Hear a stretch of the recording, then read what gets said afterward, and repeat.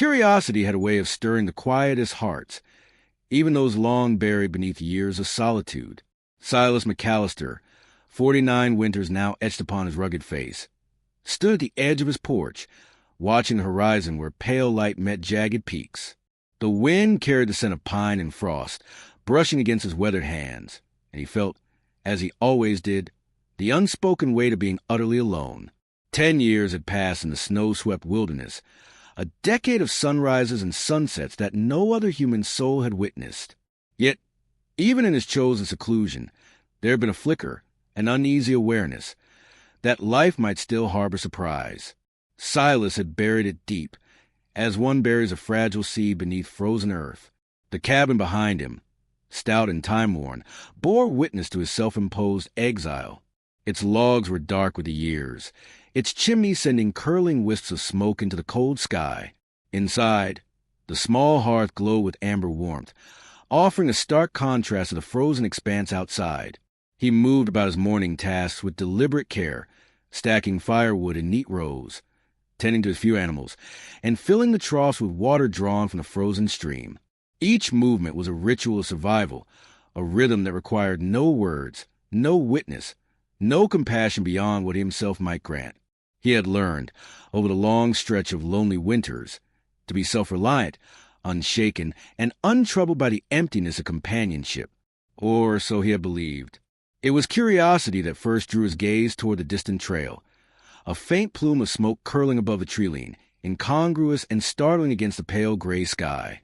He frowned, feeling the old stirrings of unease and fascination. Few ventured this far into the wilderness, and fewer still without purpose. The snow beneath his boots whispered secrets as he moved toward the edge, and his eyes fell upon a figure, swaying gently in the weight of travel, struggling through the frost and snow. She was a woman, slender and small against the vastness of the world, her skirts heavy with ice and her bonnet askew. Silas's heart, which he had thought dulled by years of isolation, twitched involuntarily at the sight. The sleigh that bore her creaked under the burden of supplies, but the horse, a weary creature of chestnut and white, pressed on, stubbornly tracing the path through frozen ruts.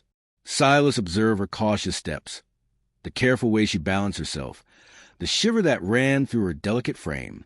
There was a fragility about her that went beyond mere physicality, a subtle tremor of fear and hope entwined, as though she had arrived from another world altogether. His instinct was to turn away, to retreat behind the safety of his solitude, yet he could not.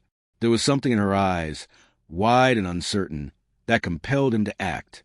He descended from the porch with measured steps, snow crunching underfoot, and met her at the edge of the clearing. The wind tore at his coat and scarf, but he stood firm, silent, and watchful. "Are you lost?" he asked finally, his voice low, steady, but not unkind. She flinched, startled, as though no one had spoken to her in weeks, then gave a small nod. I don't know," she whispered, her words trembling. "I was sent here to live." Her voice, fragile as a snowflake, struck something within him. Silas felt a strange, unfamiliar tug at his chest, a mix of protectiveness and bewilderment. He had no experience with companionship, let alone with someone who bore her own burden so plainly. Yet he understood instinctively that the world had been unkind to her. She needed warmth, shelter, and the quiet reassurance that not all hearts were as cold as the wind outside. Together, they made their way to the cabin. Silas's movements were deliberate, precise, yet careful not to overwhelm her. She followed silently, placing tentative footsteps in the prints he had already made. Inside, he showed her the small comforts he had carved out of his harsh existence.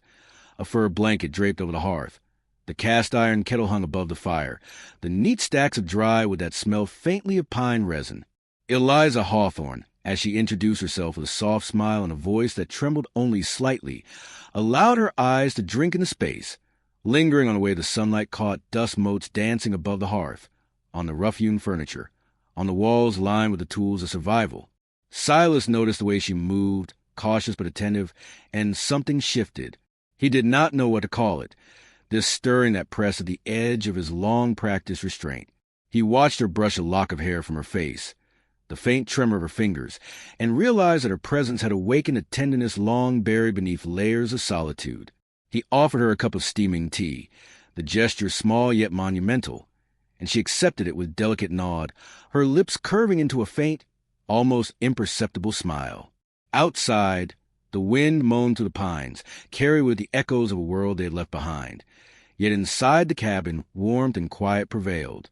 Silas McAllister, mountain man and master of his own isolation, felt for the first time in 10 years the subtle ache of connection. And Eliza, weary traveler and tender-hearted stranger, felt the stirrings of trust in a man who had known only the harshness of snow and solitude.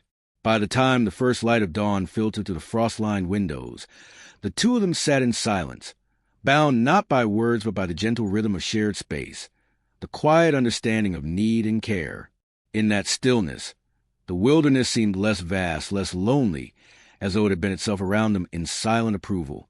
And though neither spoke of what the future might hold, both felt the unspoken promise of something deeper, something slow and patient, unfolding quietly between them. For Silas, the mountain no longer felt empty, and for Eliza, the snow no longer bit with the same merciless edge. The world beyond the cabin could wait.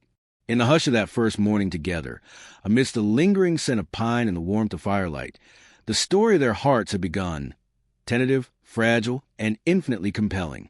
And as the snow whispered against the cabin walls, both knew, with the certainty of the patient and the wary, that this encounter was only the beginning. The days that followed slipped by like the gentle drift of snow upon the mountains, quiet and deliberate, yet charged with a subtle electricity neither Silas nor Eliza could name aloud. Each morning, the wind scrawled its frosty letters across the window panes, and each evening the fire flickered against their faces, painting warmth across shadows of caution and curiosity. Silas, for all his years of solitude, found his routines punctuated now by the presence of another heartbeat, soft and steady, near enough to notice, far enough to respect. Eliza moved to the cabin with a tentative grace, learning the rhythm of life that had long defined him, fetching water, stacking firewood, tending the small hearth, but never without a flicker of apprehension in her eyes, as if each small task might betray her vulnerability. In the hush of early afternoon, when the wind dropped its wailing to a whisper, Silas found himself observing her more closely than he dared admit. There was a quiet resilience beneath her delicacy, a persistence in the careful way she knelt to brush frost from the floorboards, the way her fingers lingered on the kettle's handle, as if she were learning, memorizing, claiming the space not merely for herself but for them both. He offered no commentary, only the occasional nod or glance, allowing her to discover her own strength without interference. And yet, in these unspoken exchanges, a delicate thread began to weave between them, a quiet intimacy built not on words but on observation, recognition, and the shared endurance of winter.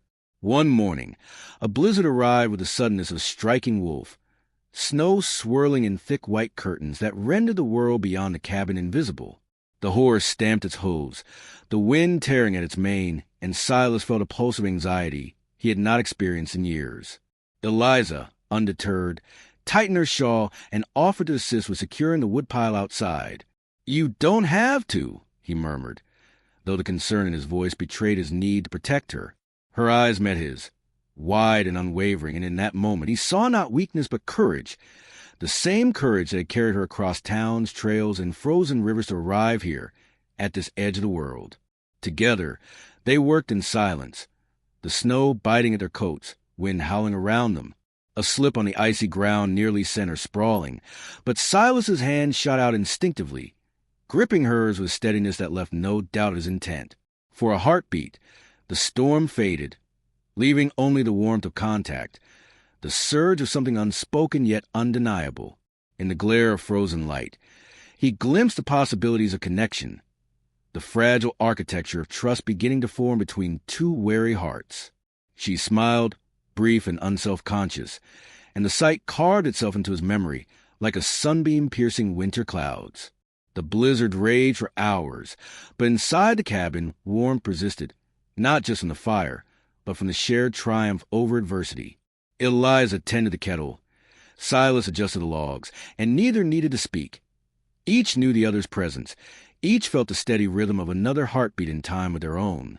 That night, as wind shrieked against the timbers, they sat across from one another, the hearth casting amber light across cheeks flushed from exertion and cold. Silas finally allowed a hand to brush against hers, tentative, exploratory, and she did not pull away. The gesture, small and unassuming, carried the weight of years spent apart from all human touch, and in that simple contact, both recognized a new chapter unfolding. Morning came slowly, the storm spent, leaving the world washed clean and glinting under the sun's pale rays. Silas and Eliza stepped outside together, their footprints carving parallel lines into the pristine snow.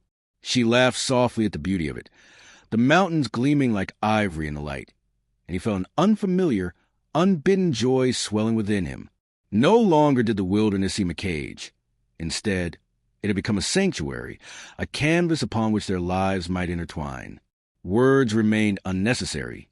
Their steps, their glances, their shared breath in the crisp air said everything the heart could utter. Days turned to weeks, and the rhythm of life in the cabin became a melody both familiar and new. Eliza learned the ways of the land, how to read the weather in the shifting clouds, how to sharpen knives, how to coax warmth from the stubborn stove. Silas, in turn, discovered a poetry in small gestures. The tilt of her head when she listened, the way her fingers lingered over rough wood, the subtle smile that appeared when she caught a bird perched on the frost-covered fence. They were companions not by necessity alone, but by a choice that grew from shared experience, mutual respect, and an ever-deepening tenderness. One evening, with the sky ablaze in crimson and gold, Silas took her hand without hesitation, guiding her to the edge of the ridge. They stood side by side, watching the mountains stretch into eternity, feeling the wind like a blessing on their shoulders. "You've changed this place," he said softly, the words heavy with meaning, though he did not elaborate. She pressed her palm to his, understanding without question. Here, amid the snow and silence, they had discovered not just survival, but a life beyond fear, one marked by trust, warmth, and love. As the sun sank behind the peaks, casting long shadows across the valley, Silas leaned close, resting his forehead against hers, and Eliza closed her eyes. No words were needed. The wilderness, once a symbol of isolation, had become a haven. The cabin, once a monument to solitude, now echoed with laughter and whispered promises. And in that quiet, golden moment, both knew that the happiest ending was not a tale told by others, but life lived in the company of a kindred spirit, tempered by hardship and illuminated by the gentle glow of trust and love. They turned back toward the cabin together, hand in hand, hearts light and unburdened, ready to face all winters to come. The mountains stood eternal behind them, witness to a love that had blossomed quietly, patiently, and beautifully. Proof that even in the harshest of landscapes, warmth can be found, and hearts long hardened by solitude can bloom again.